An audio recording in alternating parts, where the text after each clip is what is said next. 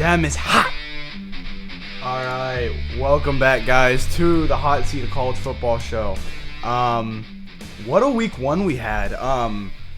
If you were betting money, probably wasn't that fun of a week. We had a lot of upsets, major upsets in the top 10. We had 4 top 10 teams lose.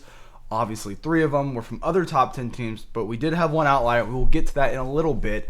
But we are recording this at 2:17 on Tuesday, September 2nd. So the AP poll just dropped. So this is going to be a little bit of an instant reaction to the AP poll before we go into all the stuff over week one. So let's hop over to the AP poll real quick. As expected, that team right there, Ohio State, is the number 1 team in the country. We all expected this. There was some talk about Penn State. The score for the Penn State game wasn't as it was really 46-3. They had a score late. But honestly, looking at what Penn State's offense was, I get it's week 1. I get it's Nevada. I get it. But they look like Penn State of every other year ever. So take that as how you want it to be. But yeah, let's start from number 1. So Ohio State number 1. This is what we expected. Ohio State actually hasn't been number 1 early in the season in a while. I think the last time was 2015 after we won the title. Obviously, Ohio State won it last year. So I guess we finished 1 last year, but in 23 we were number 1 for a couple weeks late in the season. Same with 2019. But you look in 23 and 2019, there was obviously better teams than Ohio State. Look at LSU. Look at all the teams at 23. Not gonna say which ones, but I think we know. But yeah, so a little bit with Ohio State. So winning that Texas game kind of is going to reserve a spot for them in the playoff. I mean, obviously they still have to face Penn State, Michigan, Illinois, and Washington. I mean, if they lose 3 out of those 4, you're not going to. I don't know, 9-3 with one over Texas. If Texas wins out, maybe. But obviously you don't want that. So hopefully 10-2 is the floor now instead of what people want to say 9-3. So Ohio State just played number 1. It was number 1 versus number 2 in the coaches poll, number 1 versus number 3. And when they play Penn State, if Penn State beats Oregon and Ohio State takes care of business, that'll be a number 1 versus number 2 for the second time for Ohio State, and it will probably also be at noon. Penn State didn't do anything. LSU jumping up from 9-3. We kind of expected this. We didn't know if it was going to be maybe Georgia LSU or LSU Georgia. I don't remember the last time LSU has been this high. That wasn't 2019. It's an out of conference win, so it's not going to contribute to the SEC. But in a conference like the SEC, when there's going to be so many losses, a win over Clemson might be the thing that keeps them in at 10-2. Instead of out at 9-3. And that's if LSU even has 2 losses in SEC conference play. They still got to play Alabama and Florida and Oklahoma. So we will see how their schedule plays out. But man, what a win for Brian Kelly. The first week 1 win for LSU since 2019. Props to LSU for even scheduling this game. You see how this type of game is kind of fading away. But really seeing LSU, even though they've been losing these games constantly, keeping them on the schedule. And that's something that I really do like to see from them and Brian Kelly. So they got a statement win over Clemson. This was a game where, if you bet the under, you were what are you doing? People were predicting this game being upper 20s, in the 30s. This game was, you look at the Texas-Ohio State game, was really only a field goal higher. 17-10, that's a low scoring. This game was, Clemson was up 10-3 at halftime. They could have went for a field goal. LSU could have. But man, what Blake Baker's defense, they held Clemson to 0 points in the second half. So props on Brian Kelly. They deserve to be at number 3. I saw maybe some people put LSU at 2. I don't know. 9-2 is a really big jump. Penn State was already at 2. They were at 2 over Ohio State. Their roster's kind of saving them right now from dropping in the rankings. Number 4, Georgia. They took care of business. This was a pretty terrible Marshall team. Marshall actually was pretty decent last year. They had, oh my gosh, he got drafted by the Mike Green, a very talented edge rusher, was tearing up D1 tackles at the Pro Bowl last year. But remember, that coach left to Southern Miss. That whole team transferred to Southern Miss practically. So, yeah, normal win. Obviously, Georgia's been notorious for not, like, they're like 0-14 and like covering the spread over 38.5. So it's at this point, it's just kind of funny. Oh, my bad. Here we go. Let's scroll down to Miami. Wow. Sunday night. What a performance from Carson Beck.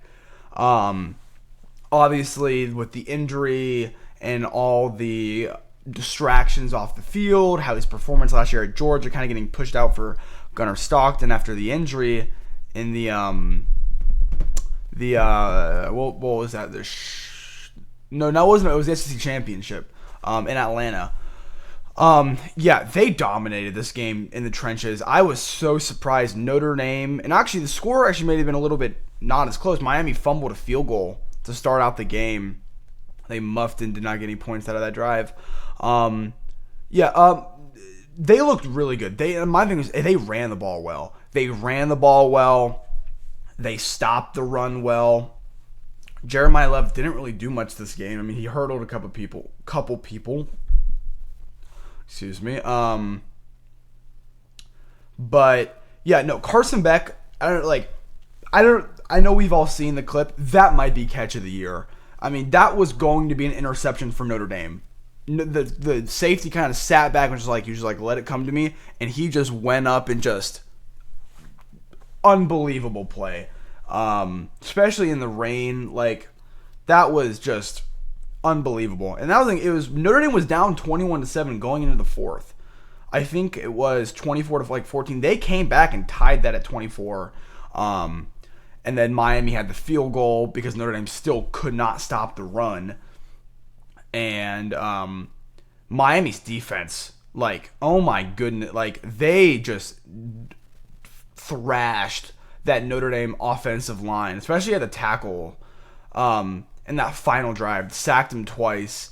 So it's not Notre Dame. Miami jumps from 10-5. I think LSU was at 9-3.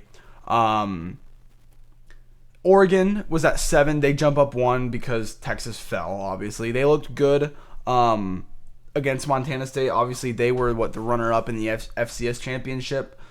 It's kind of Oregon's going to be interesting this year because their quarterback and their receiver are the same name on stat sheets. It's DeCorian Moore, and Dante Moore. So I remember I was watching Bama Florida State, and I saw the stat line for the Oregon game, and it was I thought it said DeCorian Moore had 3 touchdowns. I'm like, damn, that's a pretty good performance. No, it was Dante Moore, which is still a good performance, but a quarterback, obviously, that's more expected of.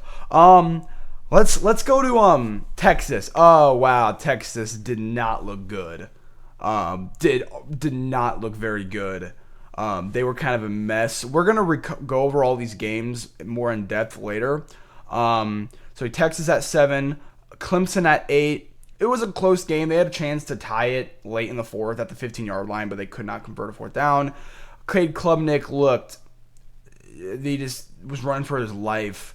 He scrambled when he didn't have to. He wasn't making his progressions. Notre Dame, close loss on the road to a top 5 team. They're not going to drop that far. It's all people dropping out of the top 15. No, they had a new quarterback on the road in the rain versus now what is a top 5 team. They should probably stay in the top 10. South Carolina. Oh, I'm actually surprised. They shouldn't be in the top 10. This was a Sunday 3 o'clock game. This was the Aflac kickoff. Lenore's, this was the Beamer Bowl with Frank Beamer and Shane Beamer. Obviously, Frank Beamer is retired, but obviously it's the 2 teams. Lenore's looked good. He kind of put the ball in harm's way a couple times. He's still a very phenomenal runner. But this game, they got up 7-0, and then it was like 7-5. This game was a 2-point game at halftime. This game, well, actually, no, at the end of the third, no one scored in the third. This game was 10-8 at the beginning of the fourth. I don't understand why South Carolina jumped ahead of teams like Illinois and Arizona State. Illinois took care of business 52-3 against Western Illinois. Arizona State did what they were supposed to, a little bit closer than you would like, but it's a Big 12 team. It's Arizona State. They won the conference last year. I'll give them a little bit benefit of the doubt, but defense was a little bit of a concern last year, and in this first game showed potential of it. Florida took care of business against LIU. Had maybe the other catch of the year, but that was a wide open catch. So I'll give it more to Miami. But obviously they looked very good against LIU. So this is the big one. Florida State, the team that went 2-10 last year, beat Alabama and jumped up to 14. This just came out, so I am completely shocked. I didn't know if Bama was going to drop out of the top 25. Florida State 2-10. They were not like left for dead. So obviously, I think we'll know more about what Florida State is because we don't really know what Alabama is. I mean, I thought I did. Everyone thought they knew what Alabama was. They had Caden Proctor. They had that defense. They had Ryan Grubb, Ryan Williams. Ty Simpson was the guy. But no. Thomas Castellanos talking all that shit back in spring. And then coming out and not only winning, beating the crap out of Bama in the trenches. Like, I saw, I don't remember who said it, but it was maybe it was Cover 3. They were talking about how Bama almost looks like a West Coast team. Kalen DeBoer, being a West Coast coach, has almost turned Bama into a finesse team, which is something that I never, even the way they recruit. They called Ohio State a finesse team, but at least they recruited big guy. Like, Bama is big, and they still they look finesse. So, yeah. I like how Florida and Florida State are right next to each other. Because, I mean, they play, like, this is, Florida State might be a little bit of a playoff contender now. Because now the win over, like, 10-2 Florida State with a win over Bama, that's in the playoff. Like, depending on how Bama goes, obviously. Bama could have 5 losses this year. That's, I can't believe that. But no, Thomas Castellanos, what a show. I mean, almost like just obviously he's not Cam Newton, but a Cam Newton-like performance. So Florida State jumps from the depths of hell to number 14. And Michigan getting pushed down. Bryce Underwood looked fine. He looked good. I mean, the touchdown that he had was to a wide-open tight end against a pretty terrible New Mexico team. Defense looked good, but looked maybe a little unmotivated. I mean, they got 17 points. New Mexico had a really cool trick play on 4th and 1 to get a score. But Michigan looks like how I thought it was. I think their defense is going to take a little bit of a step back. Offense take a little bit of a step forward. So we will see how they develop throughout the season. Iowa State taking care of South Dakota. They're at 16. They jump up 6 spots. SMU is down 1. A little bit of maybe too close of a game that they wanted against Eastern Texas A&M. Oklahoma staying where they are, took care of business. A&M, a little closer game than you would think. A&M did not cover. I mean, they allowed 24 on defense to UTSA. Ole Miss took care of business. Alabama. Oh my goodness, we'll get to you later, but rough. Tennessee, I don't know if you guys watched the UCLA Utah game. It was a late game on Saturday. Tennessee won that trade, man. Nico looks terrible. His team's not very good. And honestly, for what Tennessee wants to run, Joey Aguilar, look good on the deep ball. He might be better for Tennessee. We'll see. Indiana drops down 3. Not a very convincing performance versus a terrible Old Dominion team. Texas Tech, the oil billionaires dropping 67 on Arkansas Pine Bluff. And then Utah, I'm glad to see that Utah is in the top 25. they had a very convincing win on the road at UCLA. So what can we take away from this? So running through the top 10 again, it's South Carolina, Notre Dame, Clemson, Texas at 7, Oregon 6, Miami 5, Georgia, LSU, Penn State, Ohio State. I think this is pretty good. Most of all the first place votes obviously went to Ohio State with 55. Penn State had 7, LSU had 3. And then I guess actually Oregon had 1. I don't know why Oregon had 1, but they did. What a week of football. The next couple weeks are going to be a little bit slower until I think Oregon, till the Bama, Georgia, Oregon, Penn State game week. Does suck that those teams play at the same time.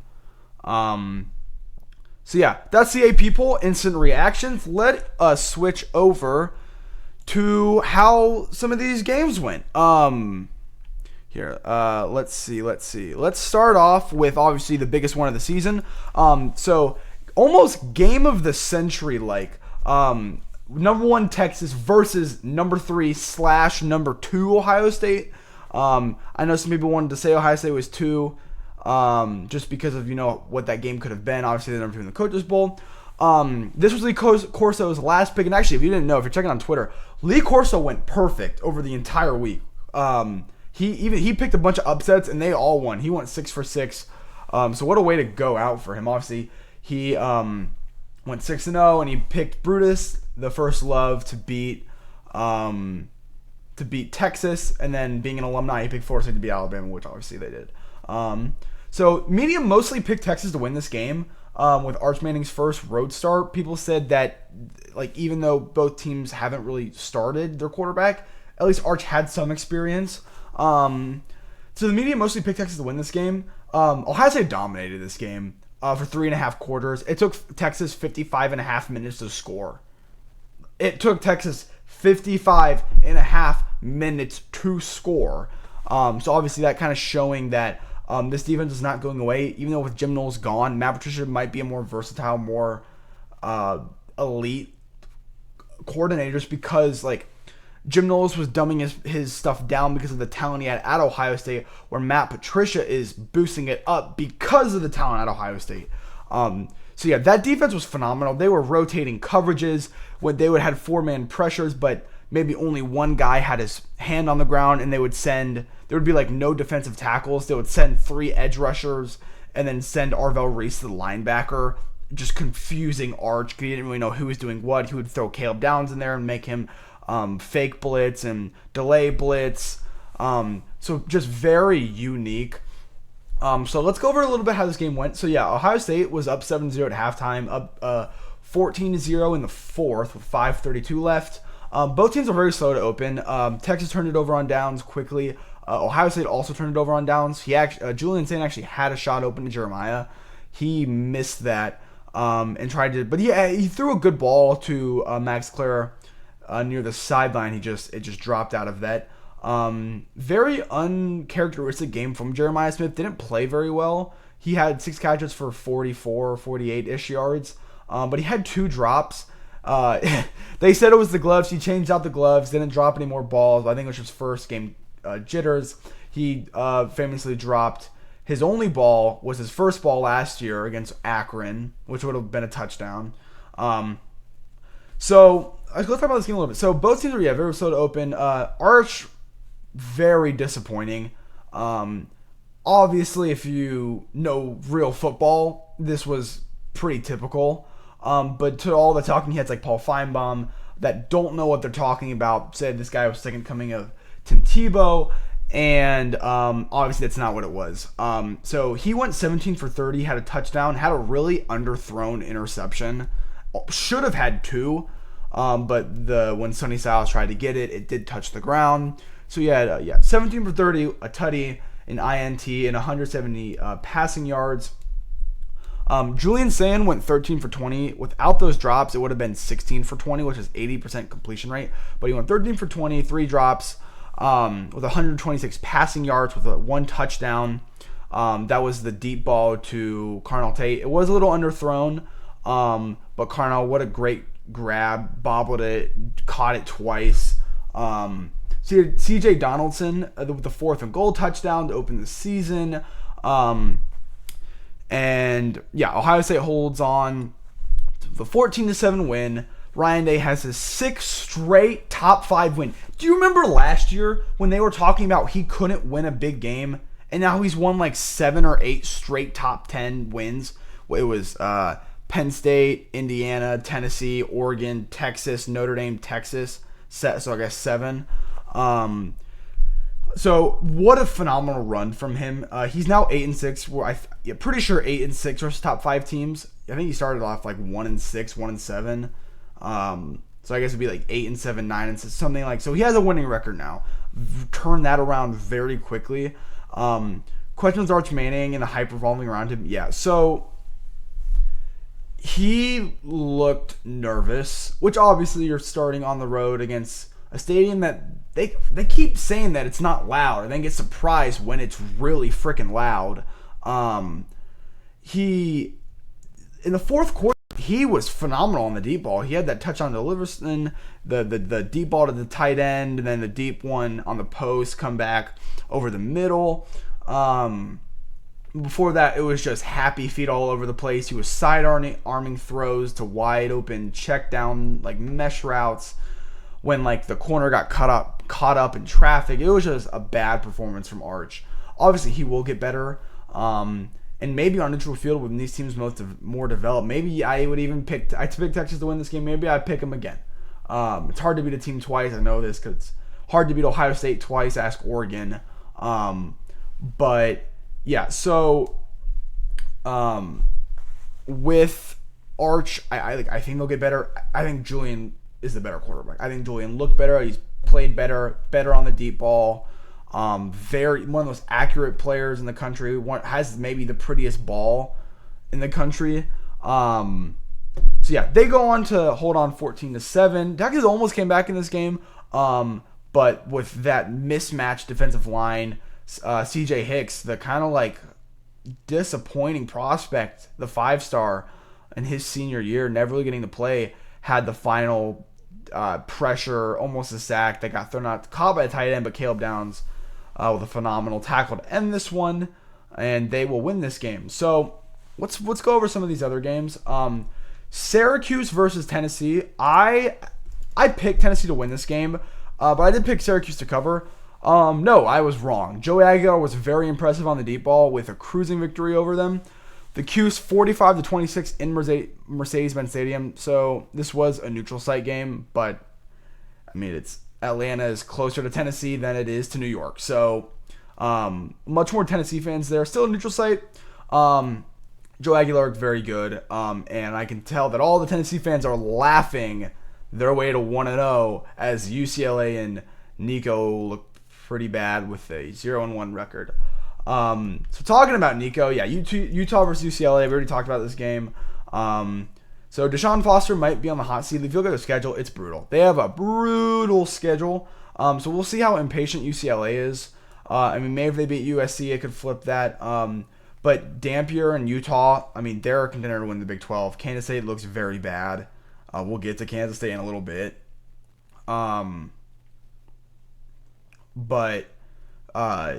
Yeah, that Utah with a very convincing win over Utah. Or UCLA, my bad. So, number 8 Alabama on the road in Tallahassee versus Florida State. This was a game that was chalked up as what was Alabama saying? They were saying we're going to take care of business accordingly or something like that. No. So Bam actually marched down the field very quickly, ran the ball very well. Tyson looked very good. He was scrambling all over the place, throwing on the run, throwing on his back foot. It looked like Bam was going to win this game. So yeah, Florida State with the potential upset of the year. Kalen DeBoer. He is 5-5. He's 500 in his last 10 games. In his coaching career, he's never had a game where he's had less penalties than his opponent. It wasn't even a talent thing. It was just effort.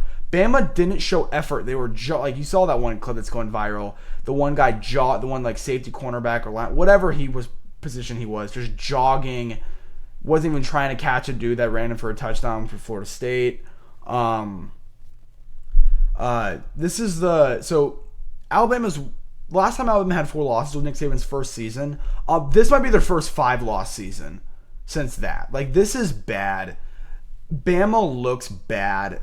Like, I subscribe to the pendulum theory. I think they'll look better, but it's looking like a 9-3, maybe 10-2 season. Like, I doubt it. They still got to play Georgia, and not looking good for Alabama.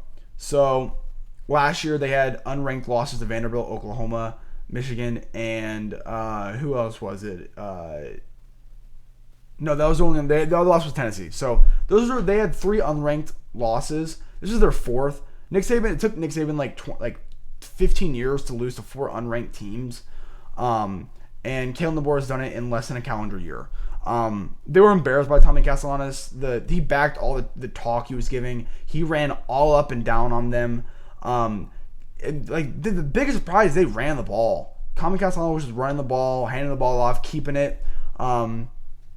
Quarterback power, quarterback draw, power read op. Like, he was just all over the place. Screen passes, RPOs. Bama lost in the trenches. And they have guys like Caden Proctor and LT Overton. Like, these are big dudes, first-round draft picks, supposed to be on the outside. And they got manhandled. So dynasty's over. I think it's official. Their dynasty is pretty over. And Florida State now over Bama. Is Bama even? No, they're at 21. Bama's not even the top 20. What are we doing? And they won that game 31-17. So what a phenomenal performance from Mike Norvell. He needed this. They were so bad last year. But this is a new, refreshed Florida State team. And congratulations to the Cinnamon Rolls, as they are 1-0 when the Tide is 0-1. So that was a 3:30 game on Saturday. Let's jump down to the night game. LSU Clemson, number 9 versus number 4. We kind of talked about this game a little bit. This is tale of 2 halves. Clemson was up early. It looked like they were going to win this game. Their defensive line was all over the place. Peter Woods is a phenomenal player. They were up 10-3 at half. LSU went for a 4th down instead of a field goal, going to get to tie it. They locked down Clemson's receivers, though. Like, the whole big story with Clemson was, okay, you have your team. You didn't use a transfer portal. Let's see what you got. And with Maffa gone, they can't run the ball. They don't have great receivers. Klubnik's running for his life. Their offensive line struggled. That was supposed to be their strength. So, yeah, they hold Dabo to 0 points in the second half. Comes out again, they had a chance to tie it. Didn't get to do that. And LSU snaps their 5-game opening week losing streak and wins 17-0. Nussmeier, I think, is leading the Heisman odds currently. So get on the Nuss bus. I think before it was Cade and Arch, and they both lost. So I think Garrett Nussmeier, Jeremiah Smith, and I think maybe Drew Aller are near the top right now. So, all right. Sunday night. Again, we talked about this a little bit. Number 6 Notre Dame versus number 10 Miami. Carson Beck with a comeback performance. Defeated the Irish 27-24. Notre Dame tried to come back. They fell short. They had 2 sacks on their final drive. CJ Carr. Oh my God. CJ Carr on the screen pass that was tipped in the air. Tried to get caught by Greathouse. He tipped it in the air. Was intercepted. They had a chance to go win that game. That obviously kind of turned the tide a little bit. Weather played a factor in this game. I don't think Notre Dame was ready for it. Miami, obviously, I think they were maybe more used to weather since they're in Miami. But I mean, they botched the field goal. They ran the ball incredibly well on Notre Dame. So I don't know if that's just Notre Dame's trends are bad or just Miami has a phenomenal offensive line, which I think they do.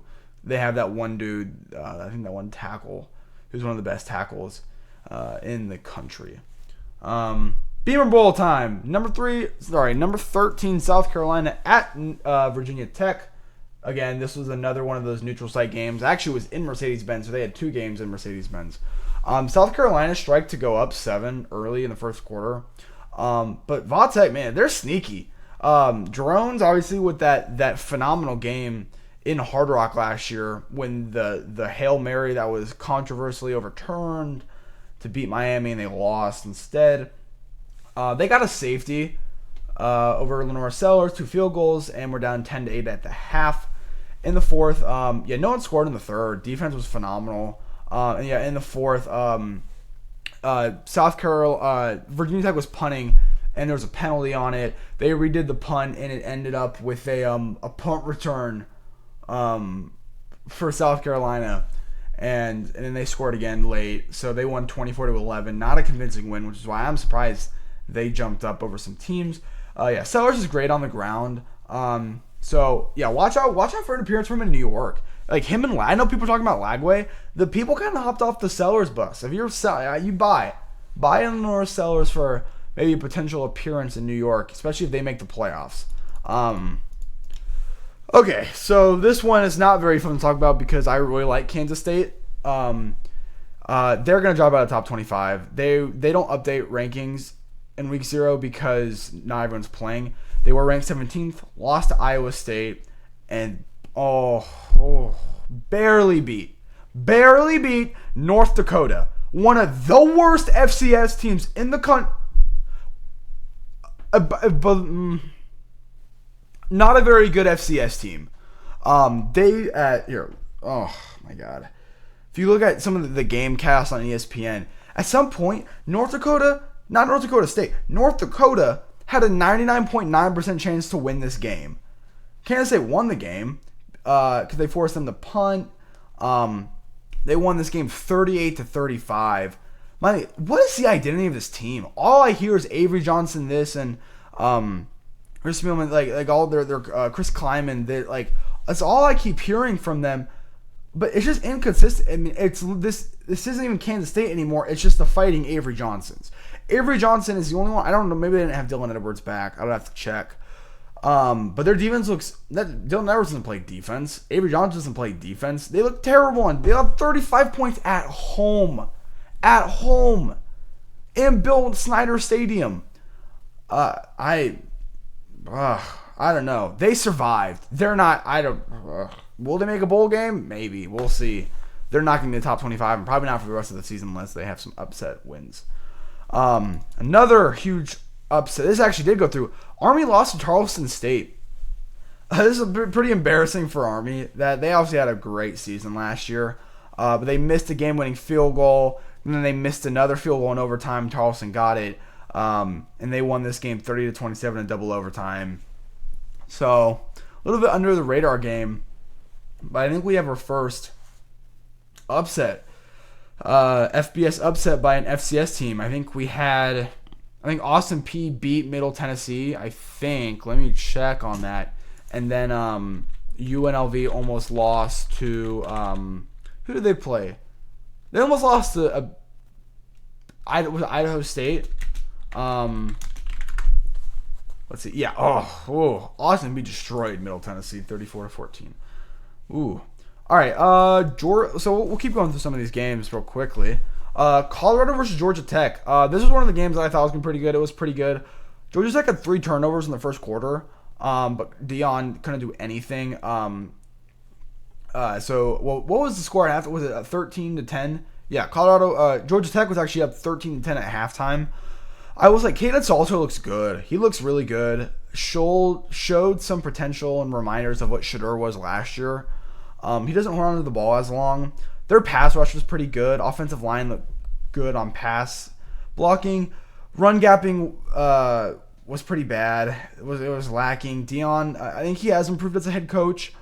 But, man, you had 3 turnovers in the first quarter from Georgia Tech, and you couldn't capitalize on any of it, still losing at halftime. They lose this one 27-20. They had tried to do a Hail Mary that was just incomplete in the end zone. Colorado had terrible clock management.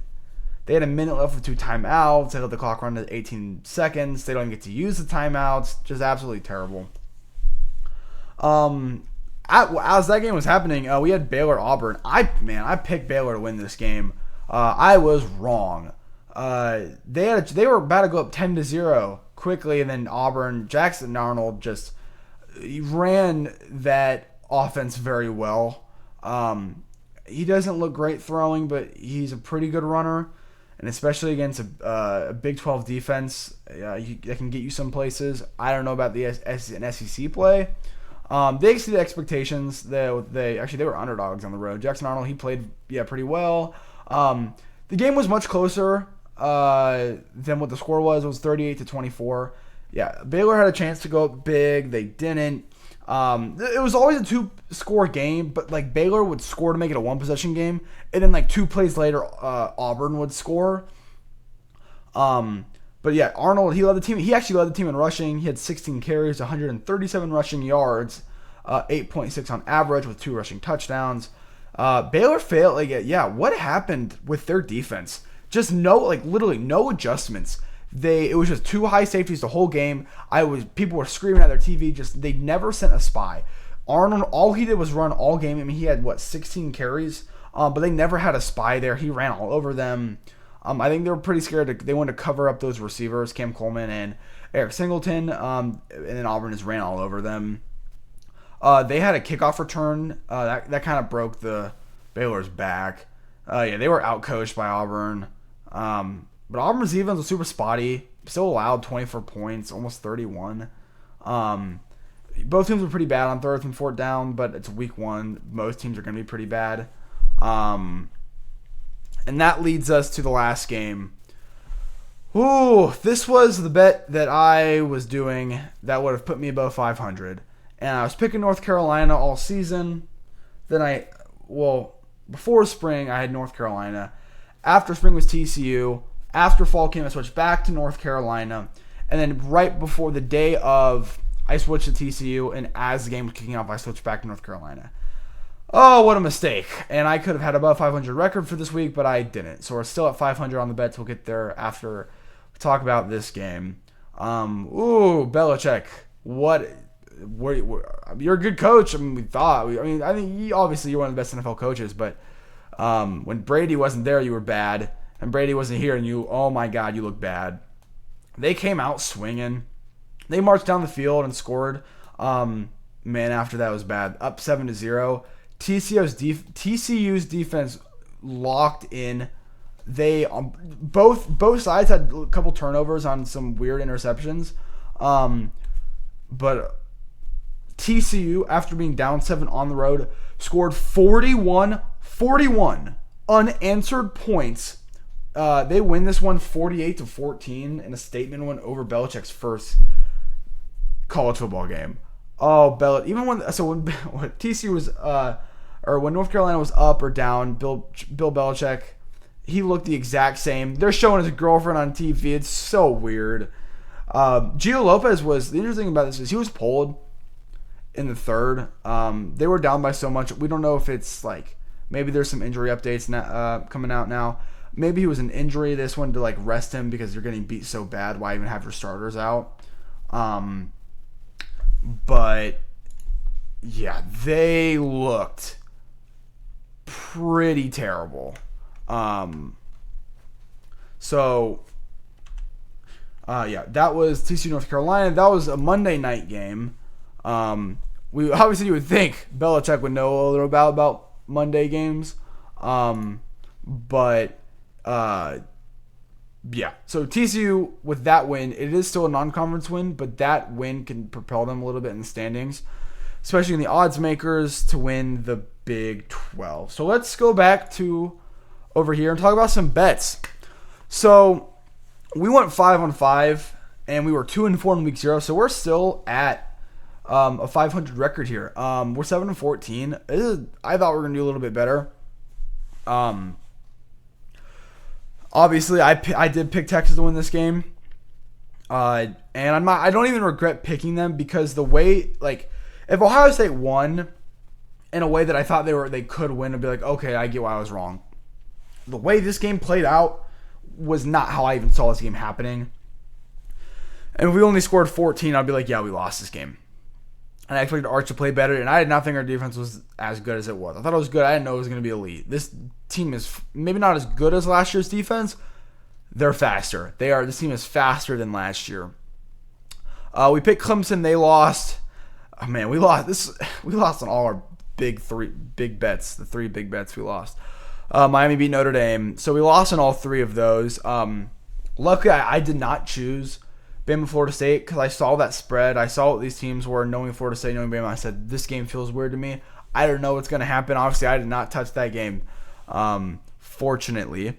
We did pick South Carolina to beat Virginia Tech. I did pick them to spread, so that was good.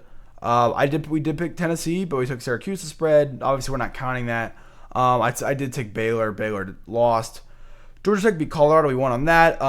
So in that video, I did pick Toledo to win this game, but as the Texas game was coming up that morning, I'm like, I'm switching it. I switched back to Kentucky, just because when I saw that we were losing some of the bets, like the Baylor bet, and I just saw like, okay, I'm losing some of these bets. Let's stay a little more conservative. Try to boost up the percentages. So actually Kentucky did win that game, which was good.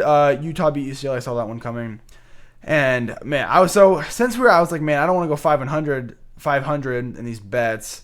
Let's switch over to TCU to win this game. And I don't know what I was thinking.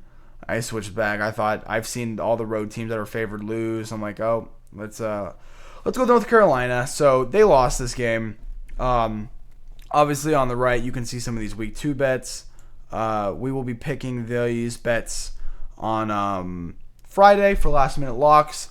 So we'll get all those. So currently we are 500, looking to make a breakthrough. I'm looking at week 2. These are a lot of interesting matchups that I actually don't know who's going to win.